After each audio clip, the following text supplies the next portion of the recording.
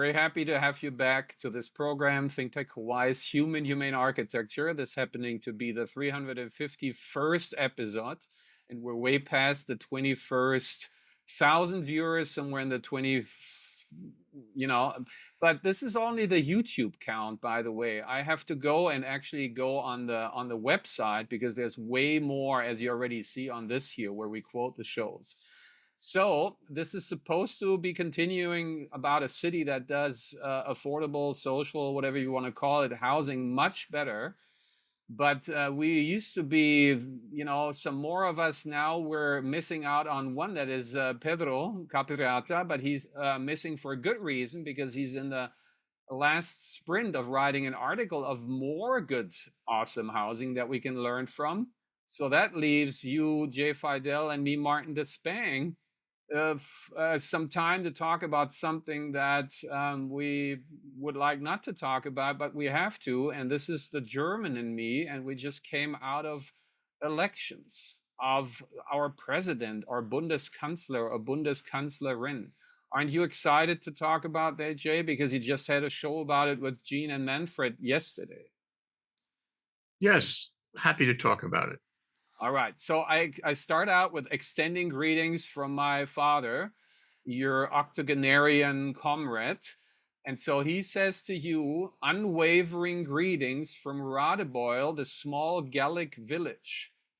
So what he tries to be humorous in a state of mind that gives you little hope to do so is that he, in this little town of Radebeul, which is in Saxony, and on the very right, you see how the votes came in that one. So this is the regional or the local votes. And that blue bar around him in all the other towns is the longest. And this is the scariest party, the AFD. So he is, not absolutely happy, but relatively, this is what the Einstein figured out, right? The theory of relativity, that there is some hope left, because there are some more people making sense. So this is referring to, it's kind of funny that this has never been dubbed and brought to America. I grew up on these. This is Asterix and Obelix. It comes from France. It's comics, and it plays in this little village, Gallic village, at the time of the Roman emperors and conquerors. And they are, we're using French language, the La Résistance. And so, they have this magic soup that gives them supernatural powers. And they stir it in a big pot. And that big guy fell into that pot when he was a baby, and that made him always so strong. The other ones always had to drink that before they were going to punch back to Caesar, as you see that one there. So that's pretty much how, what's the relationship. So again, try to keep the humor up in not humorous times anymore, because the AFD, again, we were talking before the show, and this is my reflection on your show yesterday. So in this region, like everywhere in Germany, we got ourselves into this first dictatorship, the Third Reich.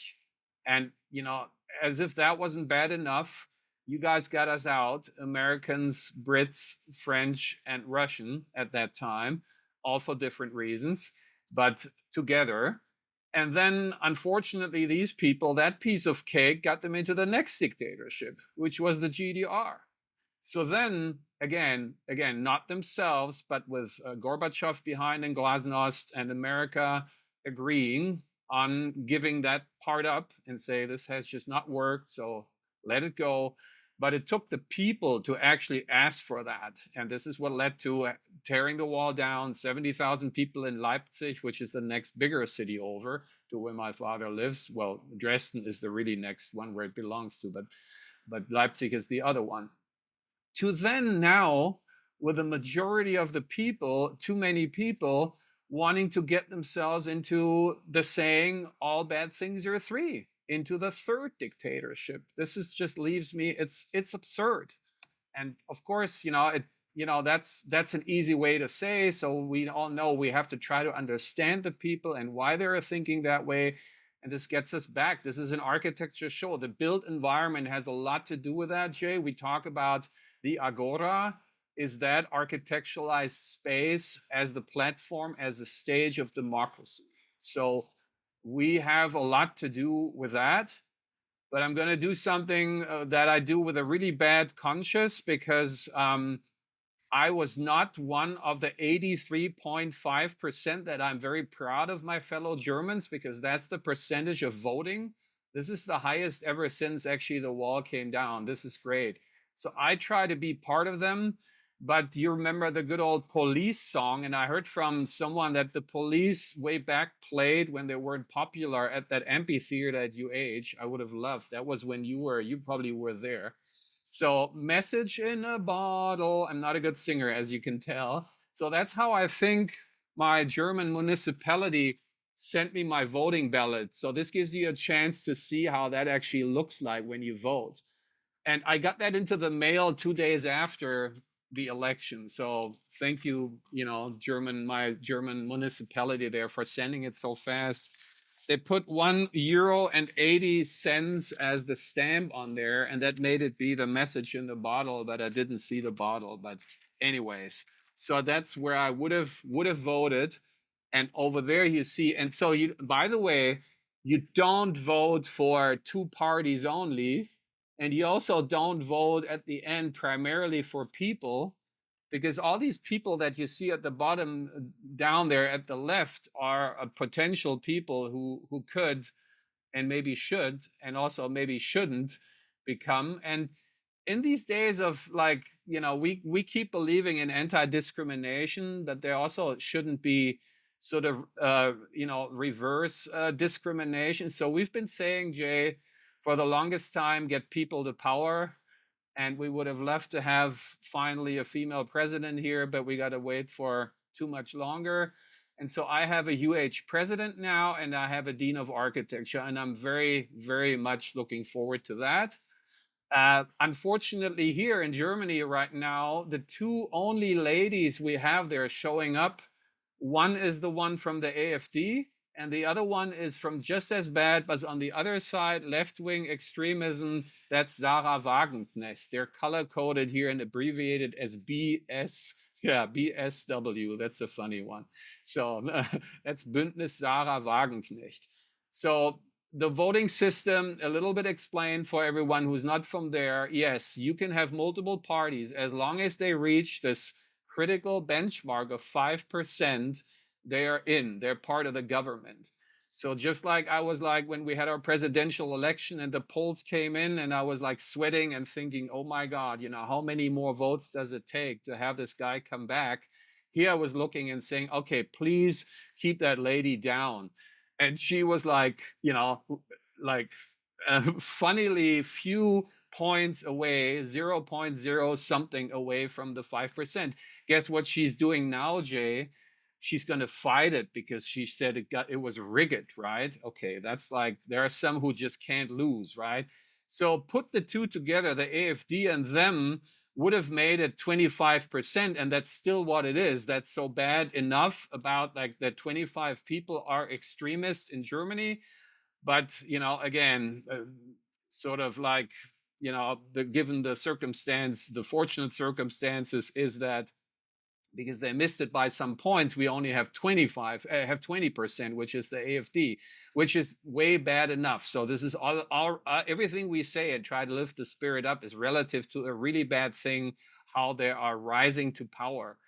And then basically our president, which is not our president because we didn't elect him, so but the people's president who elected him, basically he congratulated actually the party that got the most votes, and this is the CDU, the Christian Democratic Party, and you can categorize them actually as the conservatives. That's how, by the way, us never have really liked the Republicans, but there were days when they were more conservative and they made, a little more sense. And so that these are the ones that that got the most votes, but they have to make 50%. So they got to team up with others and form a coalition. That's that system. That's talking checks and balances. Yeah, that's that, right? Even making a government, you got to actually go with others that you not necessarily agree with. So they got to figure that out. So Trump congratulates Mr. Merz, who could be the designated new Bundeskanzler, and said that was a great day for Germany. Mertz says, yeah, it was a great day for us, but not for you, because we're not going to team up with your buddies, the AfD. So I say count him in, although he's not the party I would have voted for, and but it's like today, I mean, Einstein, and his theory of relativity. I remember you were doing the show about the Reagan movie, and we were getting sentimental about Ronald Reagan, which is, of course, absolutely it's not absolutely, it's relative too, right? That's how things have gotten like all the way. So is there, what does it have to do with architecture? There's this little slit there in the middle, right? That's like, this is Lower Bavaria. Well, it's green, so it's been phased out. So Bavaria that I'm lobbying for is that state that most Americans think that is Germany, because that's the one they governed back then, when you got us back on our feet. So that's where you got the Alps, that's where you got the Oktoberfest, that's where you got the Lederhosen, that's where you got the Dirndl, and architecturally, that's where you got Neuschwanstein. That was that castle by this pretty much nuts king who was the people, at one point he was found drowned in a lake nearby, and his doctor. So there was the, conspiracy theory. Maybe the people rose up and got rid of the guy, but never mind. So he was completing that in 1884. This is a little bit De Soto here in there. So in 1884, he had that castle finished. So in 1882, Kalakaua, our king here, moved into his castle, meaning the palace. Well, at that time, a year later of 84, a guy named Trump actually moved out of this country here, and I mean out of that country and moved to America. And then about the 19 something, oh something, he wanted to go back, but he was kicked out. So he needed to go back where he went to. Go figure, right? This is really interesting. So again, what is Trump thinking when he's calling, That's the country that his people turned their back on and now wants to sneakily come back. And, so again, hopefully all you people there and you lady not, of course, we know that, but obviously everyone else is sort of, resisting that temptation. And hopefully Musk and Trump were as little effective as they were, but too much obviously began again. 20% is way. But when we're talking about percent, kind of simple mind logic, Jay, 37% is who voted here Republican, and that is not conservative anymore, as we know. This is right-wing extremist. And popular vote or not in all of America, it was like close to 50%. So that's still, I'm not saying, we Germans, especially the baggage. And for the audience, by the way, today you're left with a Jew and a German who both are American. You born American, and I, joined American. So this is what we're talking, and we don't really care about, how our. I mean, you care. I'm always thankful that you forgive me and even talk to me, given what my people did to you people. But you're saying, okay, Martin, as long as you behave better than them back then, I'm fine. And that's the way it should be, right? We should all behave and be nice to each other. But that's what we're missing more than ever in these days. So back to architecture, which doesn't get any better because we got to report on what's going on this island here. This was 2.5 years ago already with Matt Noblet, who's in Boston and represents German's most relevant architectural firm of Behnisch, who Günther Behnisch was a submarine commander, just like Jimmy Carter was, and both, that experience made them, okay, let's make peace and let's get out of these, constraints and out of these tin cans and make sure, no one gets trapped anymore. This is what basically drove them. So this pretty horrible thing here, which is just the cross of what we were talking about last time, Kaka'ako Makai, and many times, and Oha's new things, which made Pedro say this is anti-urbanism, And way back, we were trying to understand what is this architecture. And we've often used immobilia, which is another French word, which means real estate compared to, and what's real about estate is the other question about American terminology, right? Being non-originally, literate in English. So we try to compare and saying, how about cars? There was the Honda Insight, the first hybrid car that had good intentions. And there was the Aptera at the bottom right, which actually was before Tesla's. And these were young guys who meant well. And then, Elon came and, took his more predator capitalist angle and was still fooling many, right? Many thought like, oh yeah, I buy an electric car, so I buy it from someone who must be as, feeling, responsible for the environment and everything else. Well, he was obviously fooling us big times. And when I see the cyber trucks up there, I'm just thinking we should send them back to wherever they come from. And especially it's a little small, but the one on the top left has an Ohana sticker on its back. I'm like, well, this is obviously not the Ohana of Hawaiians here originally, but this is the Ohana of family that MAGA and AFD want to send the women back into the kitchen, right? And want to have the strong man. This is that Ohana, which, sorry, that you lose me on that one. So architecturally, how that does this translate into architecture? We're not necessarily saying people involved here vote for this or that, but what they create makes us wonder in a similar way, because this is now giving more details about these developments, which yes, lucky haven't been built yet, but I'm afraid this update here means that's how they still want to build it. So the one on the left, that H thing there, which looks like a medieval fortress tower, in fact, is by the same development team and architect Stanford Carr and Alakea Group, who we basically a long time ago in 2019 have visited his first building, and we had to call the show Microwave Warehousing the Workforce, because that's what it is. And so and the other one on the right isn't any better. This is the double loaded corridor, and certainly missed opportunities, because you see this sort of, sticking out where you could get cross ventilation or even lanais. But Stanford Carr even said back then, or had make us tell through his staff that he has in this building, that, oh, there is this unsolvable conflict of interest between affordability and sustainability. Well, that is BS, because we're with the emerging generation proving all the time this is not at all a conflict of interest. It's actually the opposite.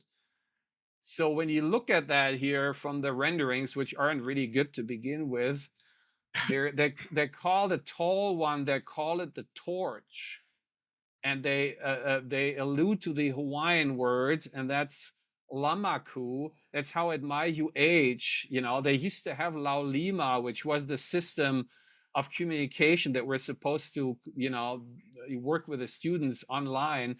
Now it's lamaku, and give me a break. What kind of la la land do we get next time, right? And even their justification here that it has something to do with software is kind of sketchy as it is, as the developer calls this here the torch.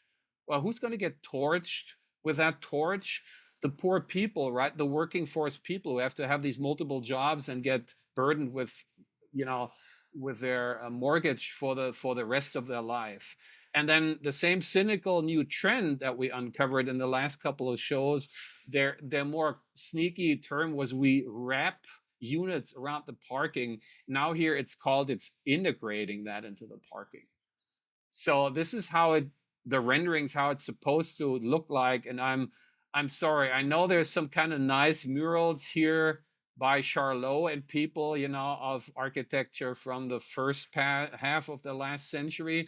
But sorry, this one here talking about the GDR, that reminds me here of Karl-Marx-Stadt and something like that. That looks like communist housing with these patriotic paintings on that, like, what the hell does this have to do with us here and now in Hawaii? And again, there is like that cynical thing of like, this is all like little, prison cells, around parking. Give us a break. And we don't want to give the impression that Barcelona is the only paradise on earth that we should look up to. On my way back to Germany, I will stop by Vancouver. I will be in Vancouver. So this is Inge Röcker down there. Hi, Inge, who also used to be trained under Banish and was a little intern there and was given, the responsibility of great projects.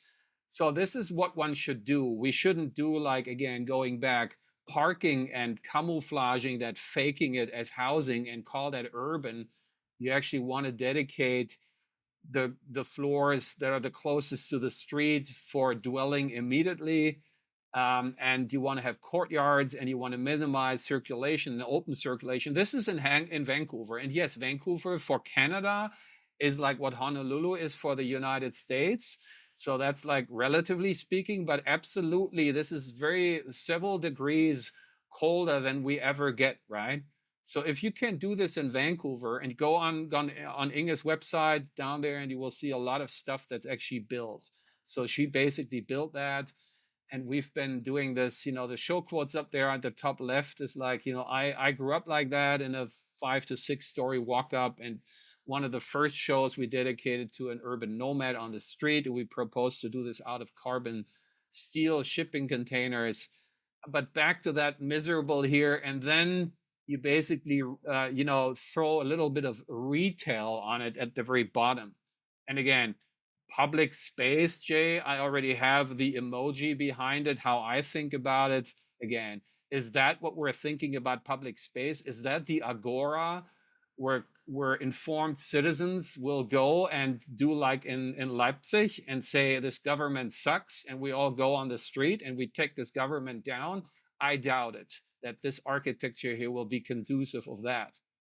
So, and that one here, it's, first of all, even technically, I would say, student, sorry, you get a C, minus for that one. Just the technical quality is really bad, but the content isn't even better. This is just leftover space, and trying to be kind of cynical or whatever. The best is actually what they render there is the car, because I see nothing cool. There's even, literally little shade there. There's some tents there and some trees, but figuratively, the coolest is a Porsche from the good old days of the 80s. But even that Porsche is wrong, because in a show about Chicago that we get all these high rises from, we have the cool Porsche by Helmut Jahn, the convertible Porsche. But down there, we got the enclosed Porsche. So they get it wrong on all levels. Sorry, buddies.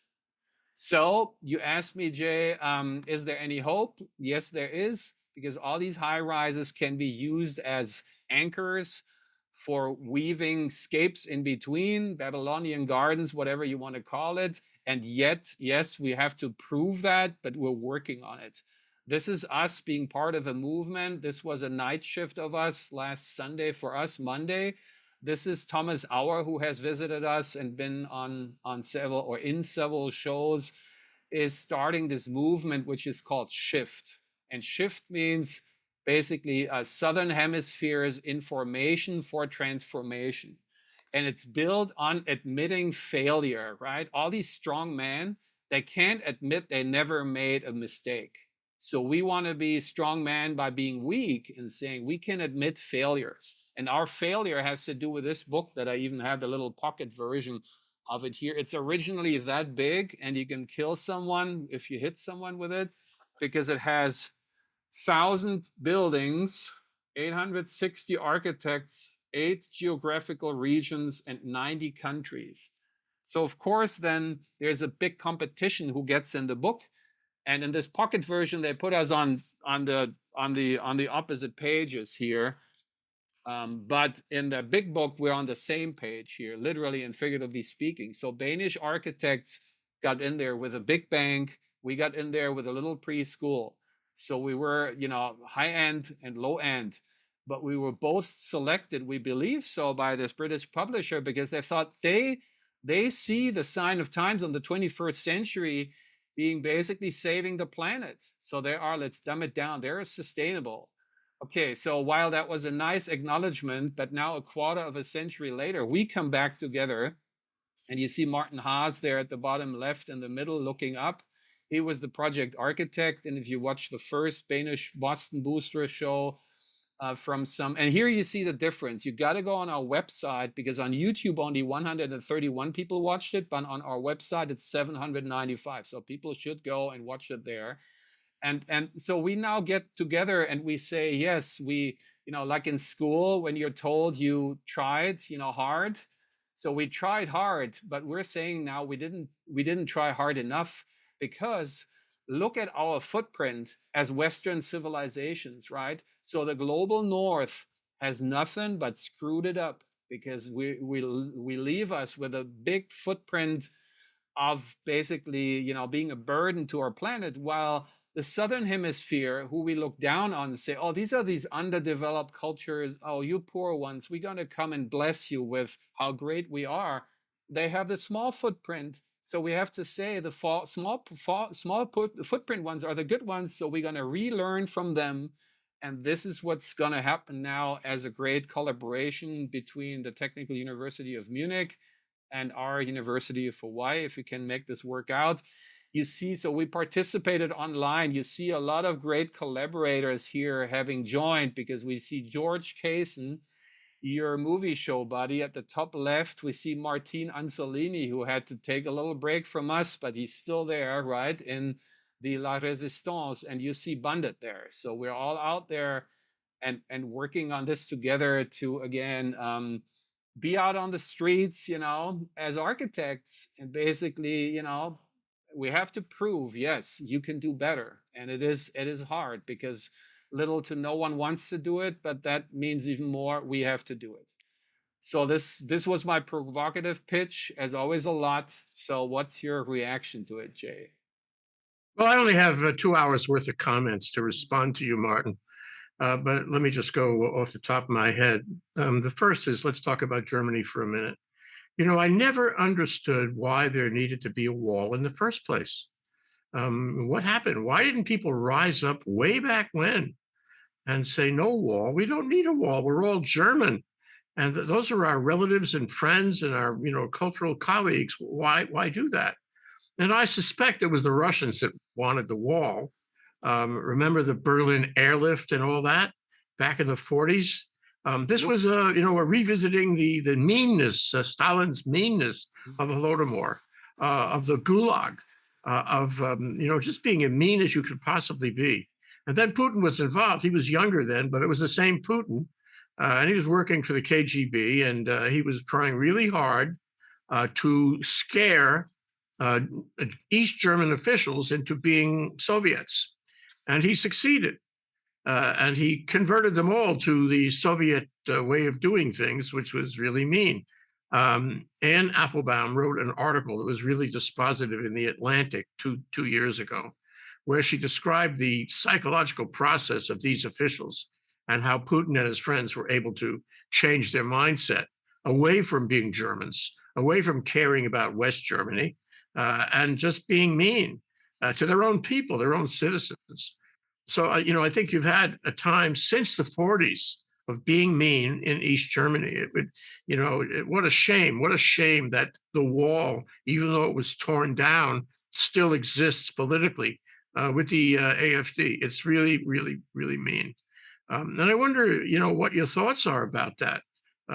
It seems to me that Germany, West Germany, could have done a better job at integrating East Germany. When the wall came down, they could have crossed that divide and said, hey, you guys, come to West Germany. And they could have incentivized West Germans to go east. They could have sort of leveled the playing field. Did they do that? If they didn't do that, why didn't they do that? Yeah. And again, on a personal level, yes, because my father, at age 70, he decided to go back. He grew up there the first couple of years. He survived that tragic night of the bombing. That's what the show at the top is telling you more about it if you want to go back. And he intentionally said, well, in his case, it was his original home, and he said, I'm coming home. I'm doing it, and I'm willing to be part of it again. And again, they're a good example of having integrated themselves and reintegrated. And there's a lot of hostility of some saying, well, you didn't stick with us when we were in these bad times, and now when it's good times supposed to be again, you're coming back, right? So there was all that, but they have made great new friends and they're really happy there. So it's absolutely, but on the above and beyond, yes, wage disparity is still there. So there's discrimination to that regards, and that actually gave Elon that chance to put his foot in that door with his gigafactory there, and basically then start his whole freak show already there, and like knocking on doors of people who called sick and calling them out and to check if they're really sick. I mean, this whole Doge thing, we called it way back something different because and has anyone ever, I mean, talking France and then Italy next door, I mean, that Venetian ruler Doge, is that behind the naming of that? I mean, just like it's, have you ever thought about, maybe it's my non initially No, it's literally reminiscent, isn't it? Yeah. English. It is. So it's all this. When I look at this here, Asterix and Obelix on that cover of that issue of Asterix versus Caesar, of course, that's in the Colosseum, right? That's another thing. That while we know how the Romans try to keep the people, in place and saying, we give you these games, these brutal, by the way, games, right? And you're distracted, and then you won't go and rise up against us, right? That's what the media is today in these days. It's just entertainment and consumption and all this stuff that keeps you away. But on the other hand, that little village had also basically fortified itself against the Romans. So there was something, they knew, in within their walls, their world was intact, and there was humanity and humility, and outside it was being basically bombarded and tried they were annexed. So I'm thinking now, cutting this is really far stretched, literally and figuratively speaking, that our fryscapes might be just that. This is the liberation, where we say goodbye to the capital concentration through isolation, in locking people away in these units, and have them have multiple jobs to pay this off. This gives them little to no time to think about it. Yeah, and in the GDR it was not unlike, but the other way, where they basically said, okay, we provide for everyone this mass housing, which they did, and that way we keep people happy, right? But people weren't stupid, and they say, we still, there's more than having a roof and walls around you that keep you from freezing and freaking cold northern hemisphere, because we heard there are bananas, and bananas we hear are really delicious, and we don't have them. That's why the banana became the symbol of the reunification, because all of a sudden they had access to bananas, right? So these are all the thoughts about liberation, and still the power. I had to learn, obviously, nearing 10 years ago, we the people. They wanted me to say that when I had my interview of naturalization, right? Weird term, right? So, and again, so let's not give up the hope at all. I know you don't do it. That's why you do these shows 24/7, and think about we the people, the 70,000 people that there were, and they still are there. There are the people who are not. And again, we have percentage wise, there is hope. We just got to somehow mobilize these people, and again, not do what Mrs. Vital said, oh, next time we're going to be the majority, next time we're going to be the winner. No, we got to say pretty much what Mertz is saying. If you act like this, we're not going to team up with you, and we're going to team up with the other ones. And of course, you got to then figure it out. And this is the real burden on us here. But luckily, we got now comrades, even though it's half around the world, right? You would like to have these people here. Like, and we know Martin, as our Trojan horse into the HCDA, works on it there, right? And says, guys, come, don't just push paper. You got to make these things basically happen, right? But sometimes it needs, external half around the world, as we needed you back then in the Third Reich, and Kalakaua needed, the world to, which failed, unfortunately, failing to save his kingdom, right? But he was doing this world tour and asking people to basically help. So we need help from outside, and we also need help from within, right? Let me talk about Kaka'ako. That's the other set of reactions I took from your comments. Kaka'ako was a failure. It's a failure architecturally, in my view. It's a failure sociologically, and it's a failure politically. I mean, it shows that 50% voting, and people don't care. They leave it to the officials who are either elected, sometimes badly, or often badly, and sometimes appointed, usually badly. And so what happens is the government becomes vulnerable to the capital concentrations, and it builds those towers. Those towers are inconsistent with the spirit of Hawaii. You can't see the mountains. You can't see the ocean. You're blocked and you're set in this silo of isolation. And with that, you cannot participate in the political process nearly as well as if you had open spaces, public spaces. And then I always feel from the days of the Angora that public spaces were really, really important. And they haven't happened. They haven't happened in Kaka'ako, and it's tragic.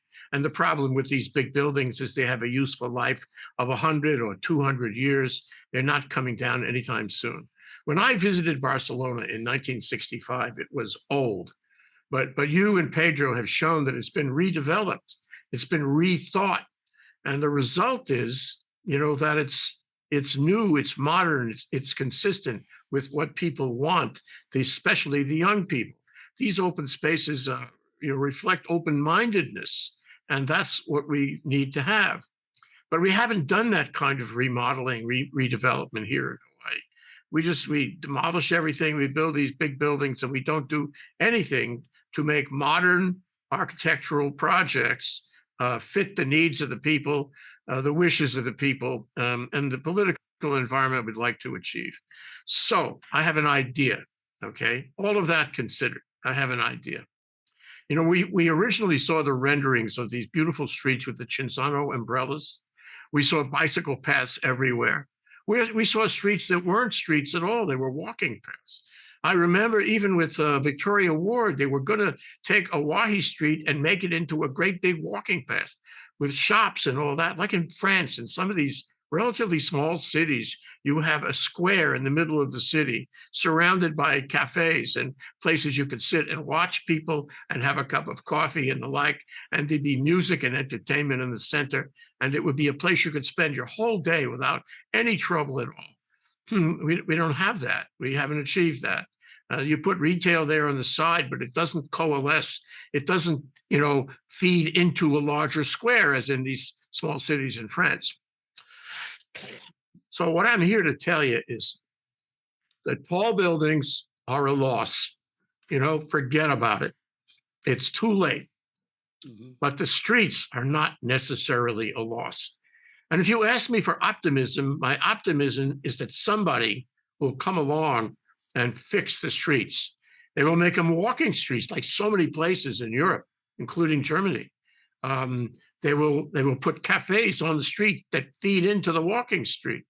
They will allow bicycle paths. They will make it a pedestrian paradise, PP, pedestrian paradise. This is still possible in Kaka'ako. Somebody strong, somebody attuned to what you do and what you think and what you teach could come along and insist to the city fathers and planners and DPP and what have you, enough of these streets that are so cold, isolated. Let's save the situation. Let's take another look at those streets. Let's make those streets what we were originally selling in Kaka'ako, and then hopefully improve the situation at least a little bit. That's my reaction. Absolutely, Jay. What a manifesto. This is right on. And next week when we continue here, this is me and Exotic Escapism Suzanne in Barcelona a year ago, and this is Park Güell by Antonio Gaudí. And it's a beautiful park that the people love, and it's not commercialization or capitalism because they actually charge for it. This is not what we're asking for, but just telling the people who just think about money, this isn't anything that is sort of a contradiction.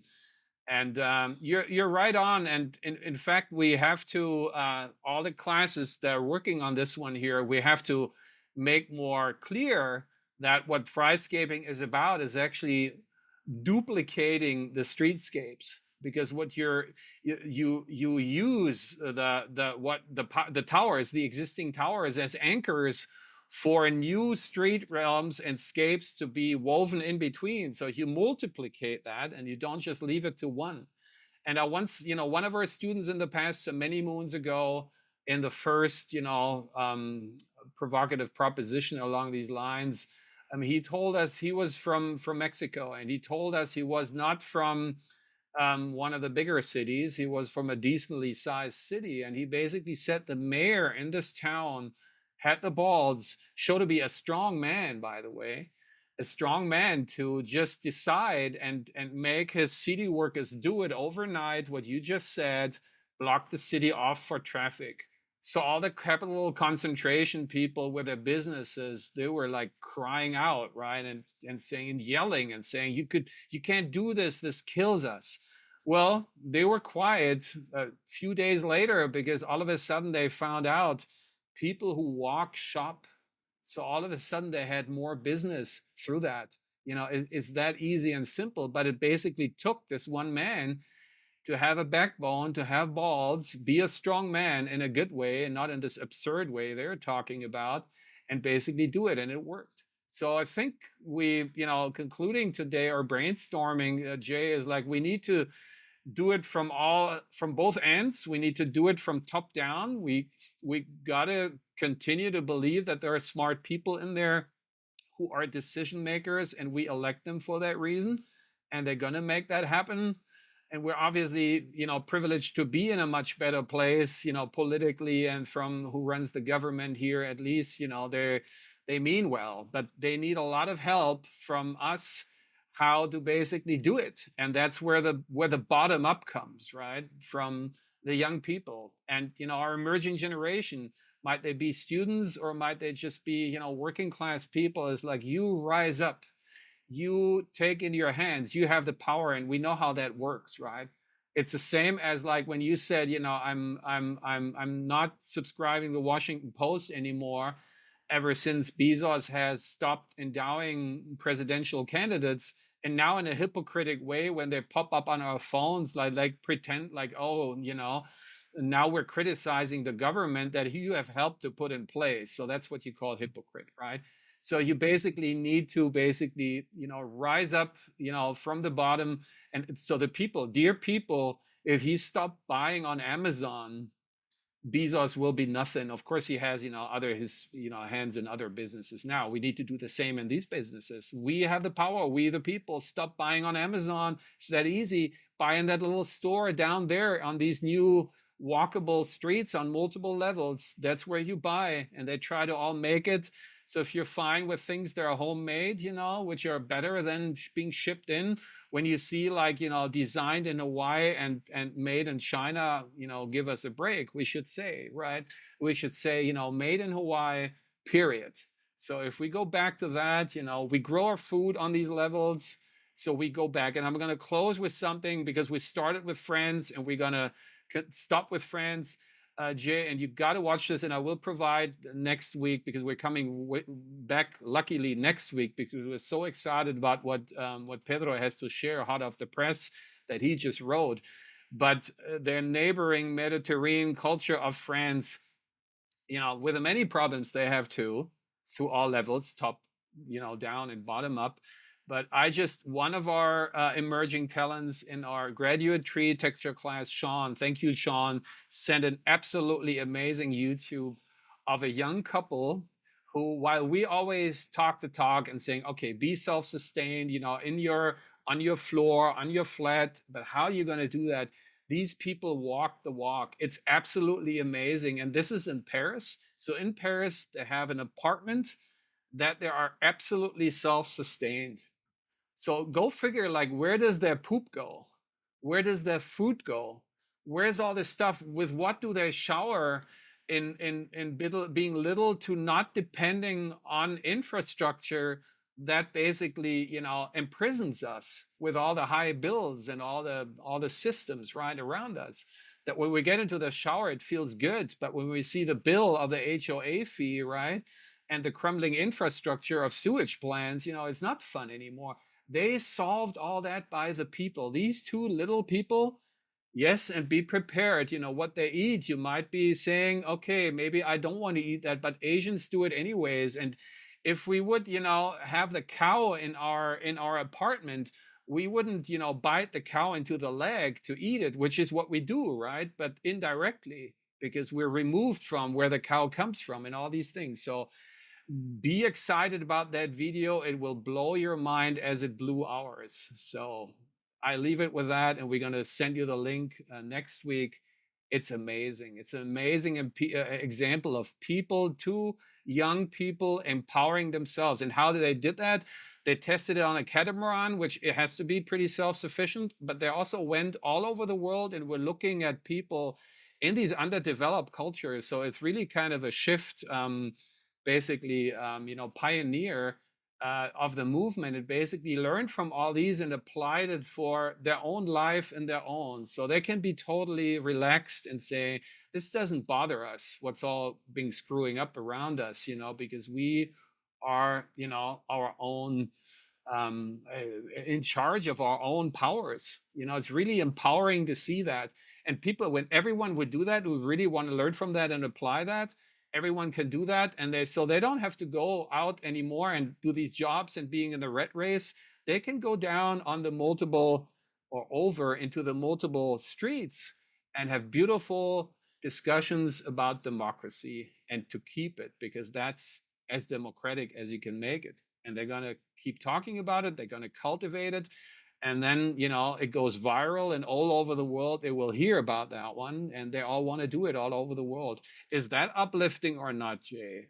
So if so, I leave us with that, because we extended our airtime here, but it's always so exciting to discourse with you over these things. So thanks for that. See us back together with Pedro about the newest additional cheerleading from his adopted city of Barcelona. So until then, stay optimistic. Bye bye.